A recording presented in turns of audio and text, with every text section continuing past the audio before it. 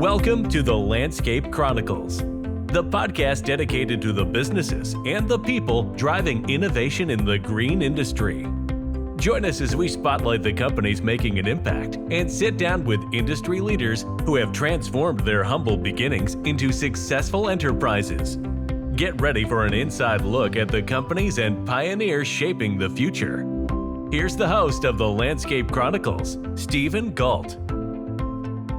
I've got a couple gentlemen on the pod with us today. We're going to talk robots. We're going to talk about the history of these two gentlemen here and learn about the technology, obviously where technology is moving in the lawn and landscape industry. Robots have become a big player in this game. So today we're joined by Mr. Ross Melbourne. He's the co-founder of Sensory Robotics, and Brad Bush. He's the CEO of Sensory Robotics. We're going to talk innovation in the lawn and landscape space. So thank you for being on the show, gentlemen. Great to be here. Thanks, Stephen.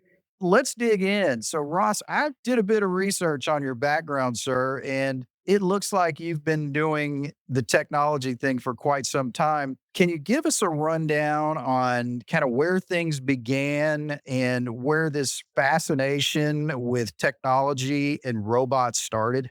Yeah, I think that, my brother and I, David Melbourne, and I started Sensory Robotics, and we had always been building stuff as children. He was always into electronics. At 14 years old, he was wiring up electronics. I was 3 or 4 years younger than him, so I was just kind of amazed at what he was doing. But I was pretty handy at building cases for things, and so we didn't have a lot of money in the families, but we loved all the cool gadgets and things which other people were buying, but we couldn't buy, so we would make things. So we made things like metal detectors, and he would build the electronics. You'd buy the plans and buy the components. And he had a next door neighbor that was an electronics engineer, which was a great mentor to him. Shout out to the mentors out there. And so we built stuff together. I think that he got a rain detector one time for helping my mom know when the laundry was getting wet. So yeah, we grew up making things, and then we both had our own separate kind of careers. I went the software route. He was repairing PCs and other things in his career. He has also invented things like a key finder. Long before there was Apple key finders, he had a Find One, Find All key finder that he patented. He's got multiple patents. I joke with him that he invented the car and the wheel.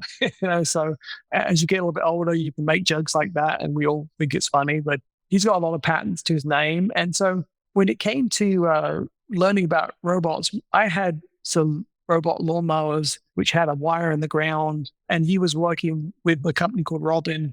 He built a robot door for them, and he came up with the idea of, couldn't we make that smarter? Those robots are pretty dumb. Couldn't we make them smarter? And so we started working together on how do we make them smarter. I had been dabbling with artificial intelligence since about 2017, when OpenAI actually first came on the market or opened its doors, and it was open source and very few people knew about it. But I started playing with the stuff they had online and started learning how to build neural networks. And in fact, my first kind of foray into neural networks and robotics was to build a self-driving robot car. There was this kind of online community building this thing called a donkey car because it was stubborn and it had a mind of its own.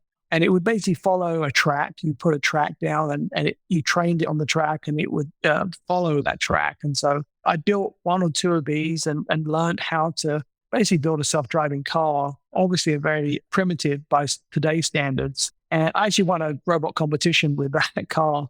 Dallas Robot Club had a competition for all different types of robotics, and I won the competition for that. I wanted to go faster and faster and faster around the track, and basically until it would crash. So I had it going very conservatively at first, and then they just said, "Oh, make it faster." And so we had it going really fast before it would just kind of veer off the track. But anyway, I got my start with robotics that way. Really, is when David and I teamed up that things really got moving. So that kind of led into perhaps we could build a company around making these robot lawnmowers much smarter, and potentially they wouldn't have to stay with the property owner, because then, this is a very expensive robot for one property. what if you could have that one robot that could service multiple properties during a week? And that was the concept. And we kind of took it from there. Wow. That's pretty fascinating stuff. So I noticed your accent. Are you from England? Yeah, from England originally. Yeah, just north of London. Okay. And what brought you here? I had always had an ambition to come to the States. I had American cousins. I had an uncle that was in the US Air Force, and he was stationed in Suffolk in England, which is kind of the east of the country. My cousins were American. I kind of spent my summers with them. And, I was the youngest of six, three of my boys in my family and three kids in their family. And I was the youngest. And so I looked up to these American cousins and I said, oh, one day I want to go there. And so that's what I did. But David actually beat me over here. He came before I did. And so we have lived in Texas for basically 40 years. How do you like Texas? It's great. The people are great. It's a fantastic place to start a business. It's very business friendly, and just the pool of talent, especially in the DFW area. I've always been in software and now in robotics and software. The pool of talent for that is just extraordinarily good. And it doesn't specialize too much in any one thing, but it's always been a great pool of talent. My wife and I started a software business about 20 years ago, and we did really well with that. So yeah, we love this area, and it's nice having sunshine. Having grown up in England with a lot of gray skies, it's nice having the sunshine. Talk to me a little bit about the software business. Yeah, so I was a programmer really in England as a mainframe programmer. And when I came to the States, it was also a mainframe programmer. That's how I got a job over here. But I was concerned that the mainframes would be going away one day.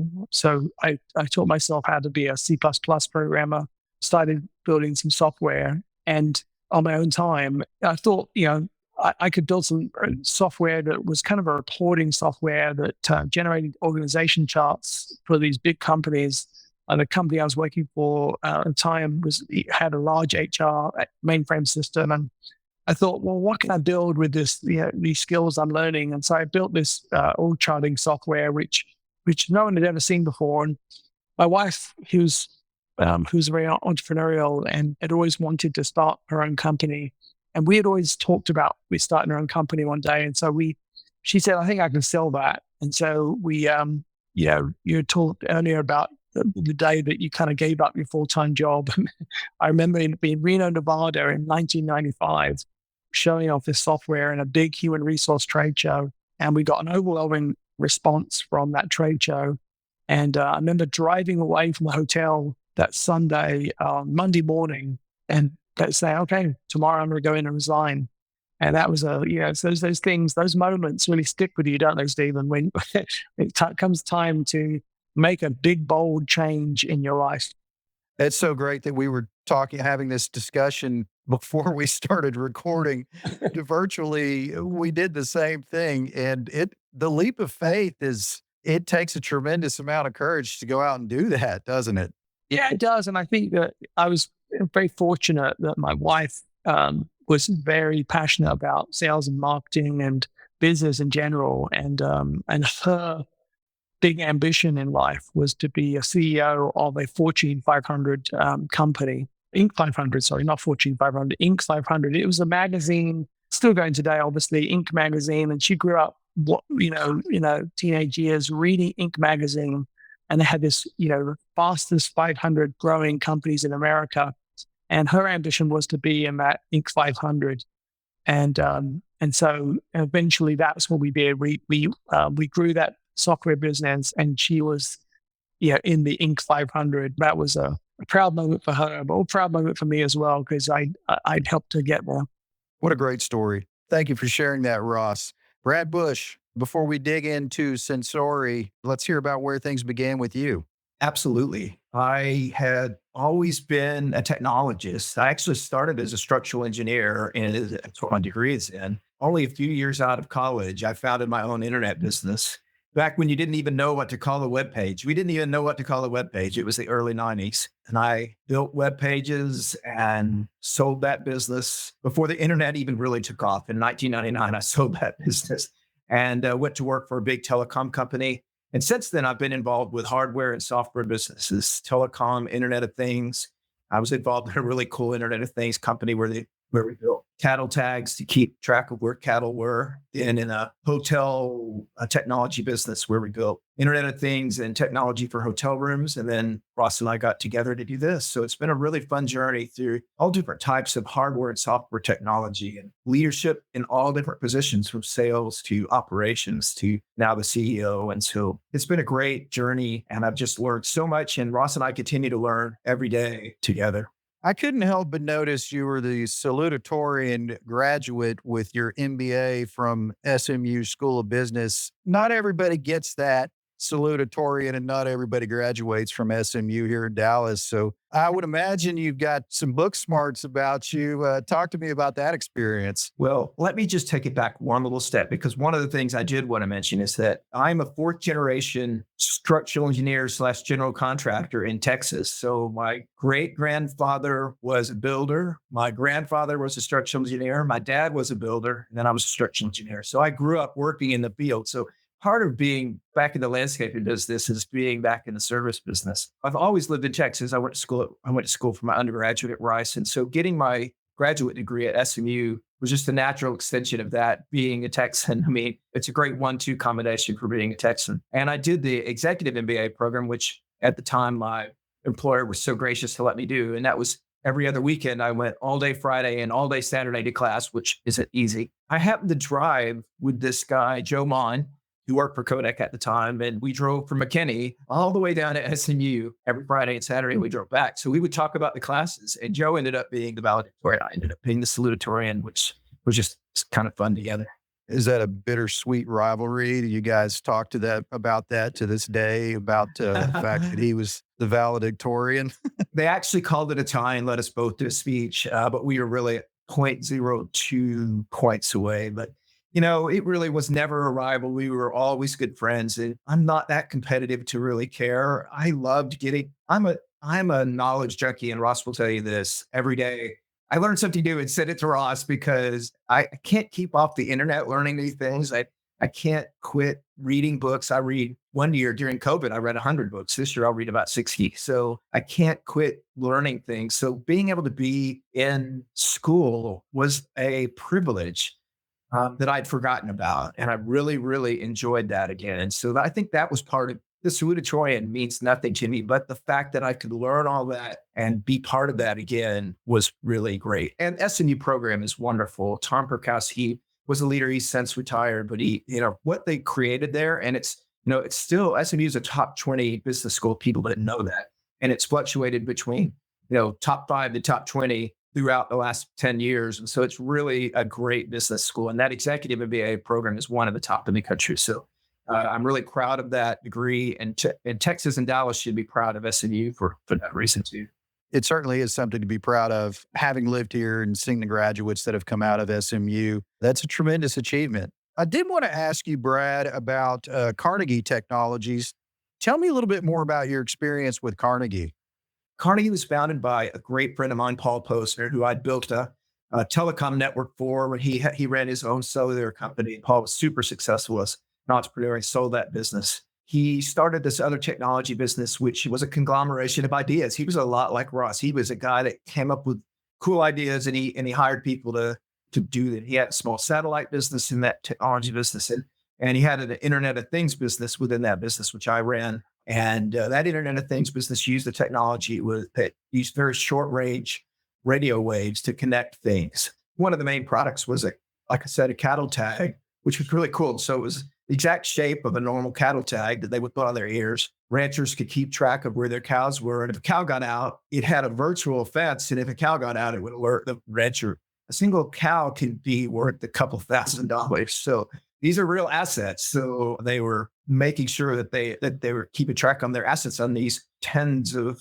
thousands of acre ranches. So the cows could be anywhere. And so it was a really interesting way of building a technology and learning how to build software hardware business and what the pluses and minuses of the trade-off decisions are in hardware and software. And I brought some of that to this business with Ross, because I think people say it for a reason, but hardware is hard. Building robotics, building any kind of hardware and putting a software solution on it is hard. Whether you're taking it to market to consumers or, as we are, to businesses, it just creates a whole layer of problems to have a hardware involved. There's lots of startups that start software businesses, and I commend them. But when you put hardware on it, it really it makes it probably 10 times harder. Brad, thank you very much. Ross, talk to me about how you and Brad got hooked up. Brad has helped me and my brother back in 2016. My brother was looking for work and he was obviously a gifted engineer, but didn't have a 4-year degree. And so I was basically helping him kind of network. I met Brad through a friend, and he was working at Dialexa. He invited us both to come down and look at Dialexa, and Dialexa was also kind of incubating the company, a few companies, and one was Robin, and they were looking for somebody to build a robot door. We introduced David to them, and they hired him on as a contract initially to build a robot door. And so that was how we first met. And then later on, I think it was my wife, actually, Lois Melbourne, a friend of hers was looking for somebody senior and technical that could really drive their business and solve a lot of problems for them. And so, yeah, we immediately thought of Brad. And so we introduced Brad to that company, and he did tremendously well for them. And yeah, so it's kind of been a very interesting dynamic where we've known each other for 8 years and helping each other, through networking, really. And so when Lois found out he was on the market, she said, well, if you really want to take Sensory to the marketplace and grow it, and Brad would be an excellent person to run the company. And so that's what we did. We hired Brad, and I think that we're just entering a time when the robots are ready to go, and we're introducing them to landscapers, and the response has been just very exciting. They're very keen to see what we have, and we've been demoing the robots really well. And so, yeah, it's exciting times right now. Brad, any color to add to how you two came together? Things come to you at the right time. And Ross and mine's relationship is a true example of that. Like Ross said, it's been an interwoven network of helping each other through the careers. I wouldn't be where I am without Lois's help originally, like Ross said. But then, where Ross and David had this great prototype built, and it was a working prototype, and the robot was mowing lawns. But to take that prototype to where we are today is, from a business perspective, takes a lot of steps that people don't really get to see. You have to set up payroll. You have to do marketing. You have to pick a logo. You have to build a website. There's so many small little steps, as you know, Stephen, to starting a business. We're a software business that happens to have robots underneath it. I met with Ross. It was January of 2023. I met with Ross, and I'm like, this is going to be something big, and I wanted to get in. And it's just been so much fun together to grow this business and figure out where the industry is heading and try and meet the industry where it's going to be, which is always the hardest part about a young company. I'd like to talk with you gentlemen about Sensory. Clearly, that's one of the reasons that we're here. When did you make the connection that what it is that you were doing could be beneficial to the lawn care industry?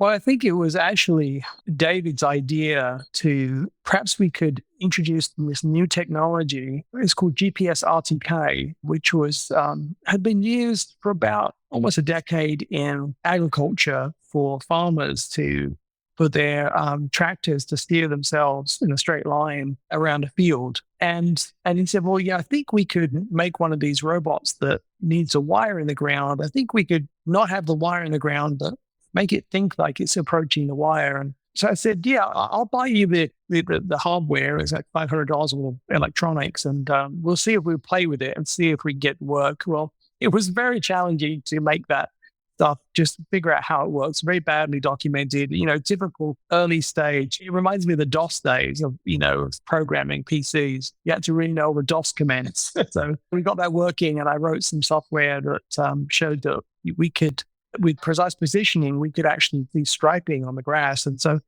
then it really a case of let's build a prototype. And so that's what we did. We built prototypes. And I should have started with, I started with mentioning artificial intelligence, and that really my kind of passion is that I see that the world doesn't have it doesn't have all the robots that science fiction told us it would have. And I wanted to know, why don't we have all these robots? And really, when AI came along and I understood how really what it was doing behind the scenes, I realized that it is the enabler for robotics.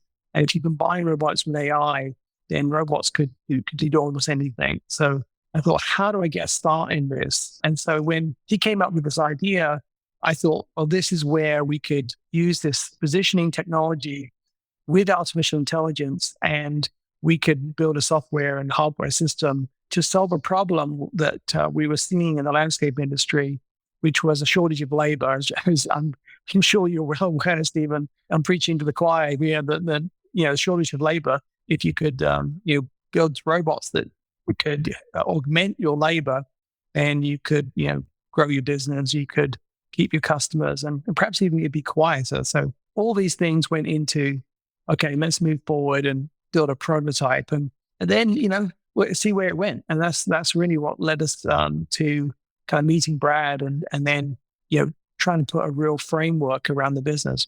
You mentioned earlier RTK. What exactly does that mean? RTK is an acronym. It really means corrected GPS. So the GPS we have on our phones and in our cars is accurate to plus or minus 30 feet. That is not good enough for, doing landscape mowing, because it wouldn't be accurate enough. But the RTK technology is basically an add-on to GPS, which really makes it a lot more accurate. And it is down to about an inch of accuracy.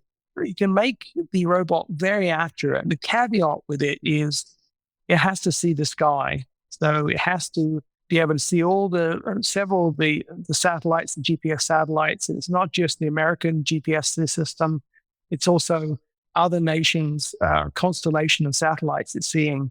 But fundamentally, the corrections come from a base station that is either locally mounted or it's mounted within 10 miles. And that base station is saying, okay, I know my exact position on the Earth. The satellites are telling me something that's not exact. But from that, I can calculate an offset, a correction, if you will. And I can then send this correction out to a fleet of robots. And that's really how it's working to correct the GPS RTK. Okay. Because I've seen that everybody's kind of moving away from the guide wire systems or the boundary wires. And a lot of these units, particularly there's going to be more on display next week at Equip out in Louisville. I'm seeing these RTK units. And so that's essentially what it is. Opposed to being a boundary wire, it's just a GPS controlled machine. Is that correct? Yeah, it's a corrected form of GPS, or an accurate form of GPS. And you mentioned that the accuracy is getting better as time goes by, as far as being able to be accurate up to 1 inch. Our system on our Sensory Robotics system is accurate to an inch. And the caveat is that if you get close to a building or under a very dense tree or a bush or something, it obscures the view of the satellites in the sky. And so the accuracy can go down to 2 or 3 feet. And while that doesn't sound like a lot, you've got to avoid robots destroying flower beds and things. So that's where if you can combine the RTK technology with additional technology like artificial intelligence and vision, then you can basically mow anywhere you want to. Maybe I'm getting too technical here, but do you think that it does require both of those technologies, the GPS, RTK, and the vision, to make these units achieve 99% accuracy? Yeah, I think it's one of those things where, because the RTK is available and inexpensive, it's another sensory input to a robot. And why would you not use it? It's a little bit like saying, I think I can just find my way around like this building by clicking and listening to the clicks coming back. It's like, we got a pair of eyes, just open the eyes. It's just another set of sensors that you want to use. And but knowing when to have confidence in the RTK system and when to have confidence in the AI system, that's where the balance comes in. Sounds to me like you've alluded to the fact that the biggest challenge is the accuracy of the unit.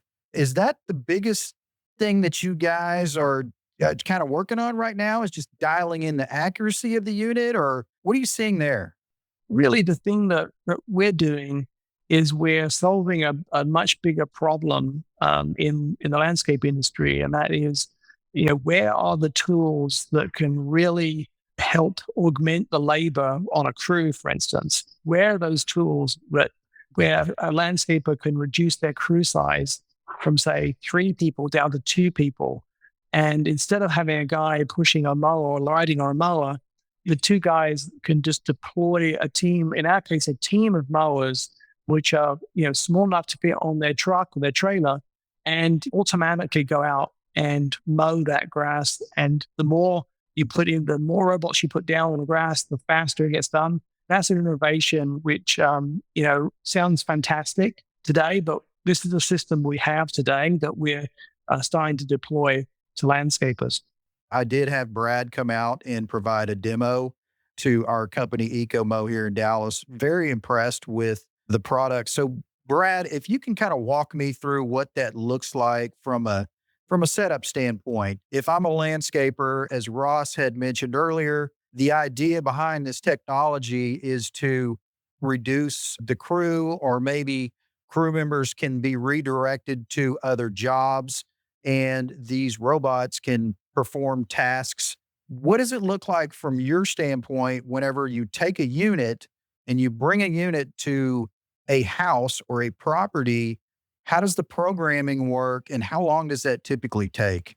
Awesome. That's a great question. The programming of the robots is a one-time setup that you only have to do at each property. And you bring the robot to the property and you set one robot down and you use an Xbox joystick to drive the robot around the perimeter of the property just one time. And then you have to go around large areas that you don't want the robot to mow, and we call those keep out zones. And the robot then won't go into areas that you don't want it to go into.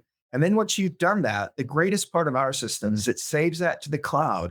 And no matter which robot you bring to the site in the future, it will pull that site's information from the cloud and know, okay, I'm a robot, I'm at this site, here's the definition of that site.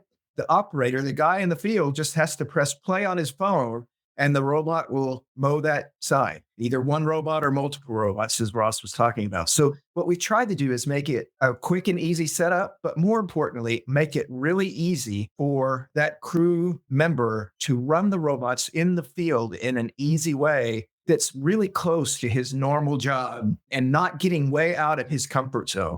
So what we see other robot companies doing is that they are trying to build a consumer type model where a single robot sits on a single site. We think that's very capital intensive, but we also think it's a really hard service problem where if a robot is down, you've got to make a truck roll to that property. Whereas if a robot goes down in a Sensory team, you can actually pick up a robot. We expect our teams to have an additional extra robot, and in case a robot goes down, they'll just replace that robot that's had a problem. Maybe it ran out of batteries with the robot, their extra robot, and then they just keep mowing that site without having to stop. So that's the advantage, is that our robots are interchangeable. They mow as a team. They work more as a tool. And so landscapers can deploy them like they're deploying their current systems today. And they don't have to get out of their operational mindset. And that's really one of the things that we were really trying to do when we thought about it. Yeah, and I think that that's one of the important talking points, particularly with the robots, is I'll just come out and say it. I mean, we're traditionally a blue collar industry, and there is a fear in the lawn and landscape industry that, and you'll see it on social media. So, I mean, it's not like this is a big surprise. People are concerned or worried about robots coming in and taking their jobs. Ross, what is your perspective on that? Because it's clearly a talked about thing out there in the industry. Yeah, I think it's normal human nature, and I think that the truth is that robots are not going to replace their jobs. Their jobs are going to become more interesting. I think that robots will actually end up making them get paid more. I know that sounds counterintuitive, but I think they'll end up having higher wages. And the reason I say that is because robots really, all the landscapers we've talked to, they're looking at robots as a growth strategy. And if you can grow your business and you can reduce your crew sizes, by reducing your crew sizes, effectively, you can have more crews, so you can get to more customers. And so you can grow your business. So in the fact of growing your business, you can improve your efficiency and you can actually increase your wages. You might even end up having to you get the opportunity potentially to charge your customers more when they demand quiet mowing that's silent. You deploy these mowers and they can be on a call, on Zoom call like this, and the mowers are outside, they can't hear them. And so there may actually be, like I call the Starbucks effect, where coffee went from 10 cents or 50 cents to $2, and now it's a lot more than that. There may be some upside for robotics around that people don't talk about much. But no, I definitely think that the labor shortages in the landscaping industry can only be solved through robotics right now. I don't think there's going to be a solution coming that other than robotics, and I think it will help people's wages go up and their jobs will become less monotonous and more interesting. I absolutely agree. I think if anything, it's going to create additional opportunities for folks to learn new skills, different skills, and in the end, do more. You're absolutely right. The labor shortage it's a big issue, particularly here in Texas. So what you guys are bringing to the market is a tremendous benefit to what folks like ourselves are out there doing. So Brad, whenever you go to a meeting, you bring a unit out, how long does it typically take somebody to set up? We mapped a half-acre property in around 10 minutes the other day. So it's really short to set up a single property. And again, that's one time to set it up. And then to start mowing, it's a matter of a minute. Really, you set the mowers out, press the button, and they all start going. That's my favorite part, when the mowers start going, because it looks like a robot circus almost. The software is very intelligent. So the software allows you to mow it exactly straight stripes. So if let's say we put 5 mowers out on that half-acre property, each section of that 5 acres of the stripes will get a mower, and the mowers will all start in a line. And so they all start at one side of their section, and they're all mowing the same direction. So it looks like a symphony, and they all mow the same direction. And so they are mowing down stripes the same direction, and they all get done at roughly the same time. So as you add more mowers to a site, as Ross said, the time would go down. And so our goal is to get the time on a site to roughly match the time that a crew would be on to do the edging and the trimming and all the other high value activities that the crew would be at the site doing. So that's the key. So we want to match those 2 times. So we're trying to get the robot's software to say, okay, you should put down X number of mowers at this site to match your crew size. These are the kind of intelligent decisions that we're working towards the software. As we start to understand landscapers more and more, we want to work the way landscapers work. And that's the real key to robotics taking off in the industry, is to work more and more like landscapers work. The other thing I'll add is, that's a great description for Brad. We're also working on our recording system. We can ask by the landscapers that we're working with, could we get a weekly report of how much work the robots have done? Because that can help them with their billing, especially in large HOAs, for instance. So so the automating mowing of grass can also have other benefits, including how to bill your customers and knowing how much work that your crews are doing. The other thing is we didn't mention is that very easily the operator can change the direction of the striping very quickly. So that if you decide that you want to stripe at a different angle that day, we can just adjust the striping. The operator on the ground cannot change the striping dynamically. So I can just go into my app and just choose, okay, this week I want to change my stripe pattern to a northeast direction. Yeah, and it shows you the map, like a satellite image, and actually that shows you a simulation of what the striping would look like. Okay. And on the app, as the team is mowing, you'll see the mowers going down their little stripes on the app. Let's say we had 5 mowers. You'll see all 5 mowers going down their stripes, and you can see them slowly making their way to the end. It's pretty neat.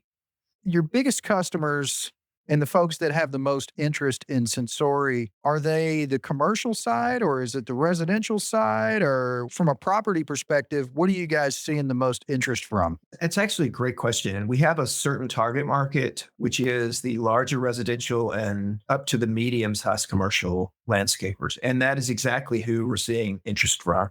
What's great is that those, what I would consider the medium-sized commercial, have probably been the ones that have been the most interested in the technology solution because what they see is even in their residential customers. So many of those larger commercial landscapers are mowing big HOAs, and where it's one house after another in a residential type setting. And our mowers do great in that setting because you can program the mower to do one front lawn and a path, and then another front lawn and then a path, and then another front lawn and a path, and get an entire street done without having to come back and touch the mower, which is that one feature alone they really get excited about, because these HOAs are hard on their crews because the crews don't get a break. They don't get to travel in between properties. They mow all day, 5 days a week, no break times. And so it tends to wear the crews down. And so getting the chance to get some robotic mowing done on some of this really tedious work is very exciting to them. And what are you doing, Brad, to raise brand awareness out there to make companies like ours more aware of you guys and who you are and what you're out there doing?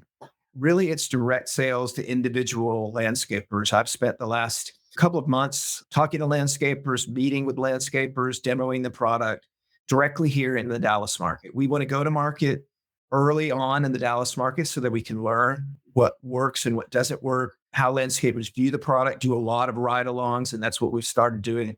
Because what we want to know is what works, what doesn't work, and be able to, if a landscaper has a problem, be there immediately. And that really is a long-term vision for the company, is to be able to be a service value partner for our customers, because we realize this industry has relied for decades on the dealer network, and robotics is somewhat making that dealer network difficult because the dealer network is not a technological support network. And many companies have tried to rely on them to be that, and that is breaking down.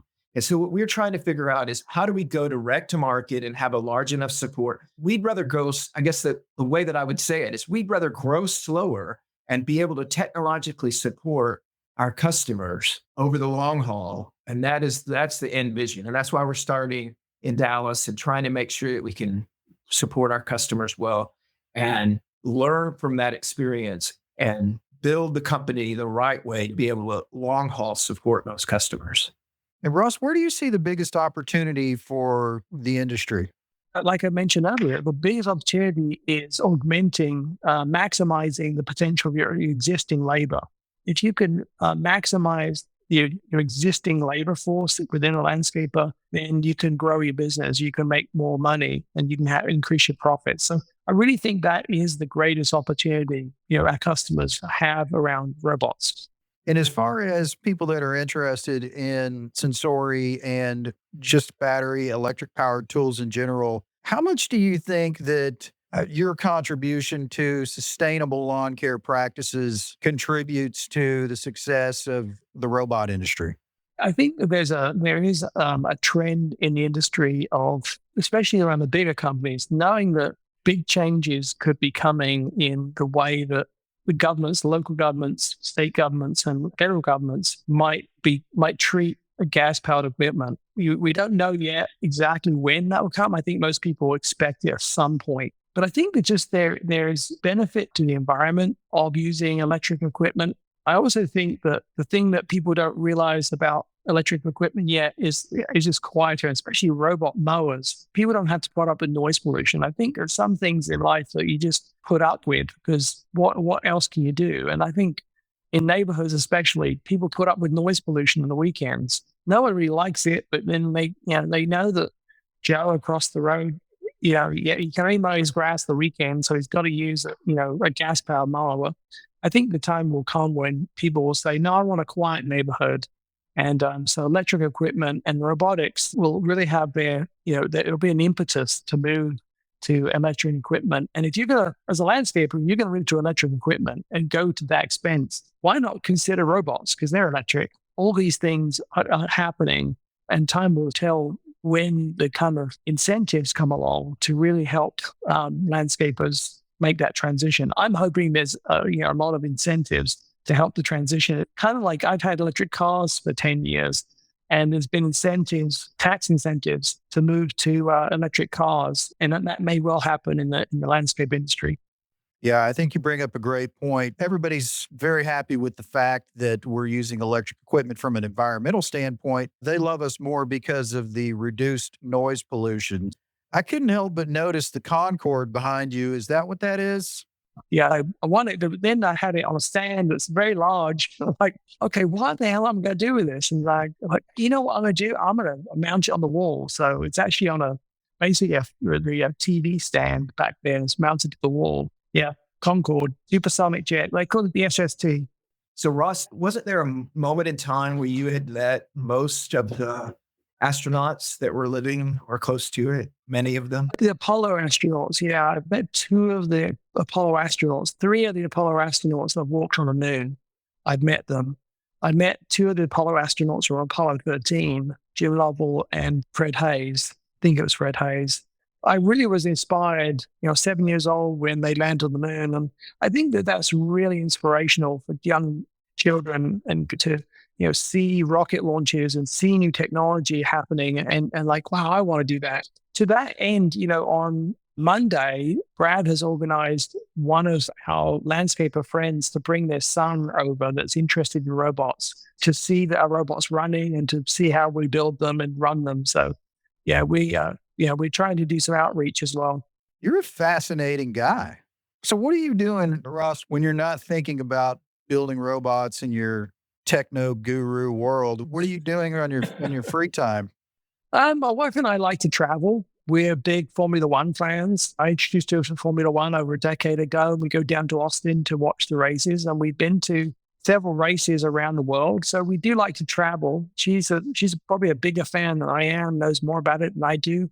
I love the technology of Formula One. So we spend time doing that. And then we visit family and friends traveling, and we travel with family and friends to different places. So I would say probably travel. And then I also like to play a game called squash. It's like a little bit like racquetball. And then also pickleball. Pickleball is very popular. I love almost any racket sport. And pickleball is the easiest to kind of get a game, if you will. So squash and pickleball is my kind of hobbies in the past times. My dad grew up playing squash, as I'd mentioned probably before we started recording. They're from Northern Ireland, and that's pretty popular over there. Of course, pickleball has taken off around here. Everybody's seen the pickleball courts are all booked up here in Dallas. So good luck finding one.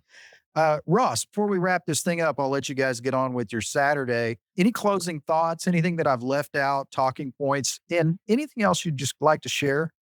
Yeah, I think one of the things that's probably the hardest thing for landscapers to try and figure out today is that when they think of robots, they may have seen a lot of these what I call consumer robots. Businesses are selling them to consumers to put into their yards. Initially, these things, they work and they can work well initially. I think the thing that is hard for them there's not maybe many examples of robots that are really designed for the landscaper themselves. So when they think of robots, they might be thinking of these consumer robots to stay behind, and then they might see that as competition. In my personal opinion, having had 6 or 7 of these consumer robots from different manufacturers, even the very best ones on the market today, they will take you once or twice a month, sometimes more, to go out there and either put it back on its base or tinker with it, to do something with it. And so it's not for every homeowner. And I don't think it's for many landscapers either, because you'd have to roll a truck to fix those constantly. What we're trying to do is very different from those consumer robots, is what I'm saying. We're really building tools for the landscaper and want to partner with landscapers to help them augment their crews and to help them grow their business. So it's a very different play from the consumer robot kind of method or strategy, if you will. Brad, how does everybody get a hold of Sensory and reach out to you guys to make that connection? Yeah, the easiest way to do it is to visit our website, sensoryrobotics.com. It's got the telephone number, the emails to reach out. You can also just email info@sensoryrobotics.com if you have questions or comments.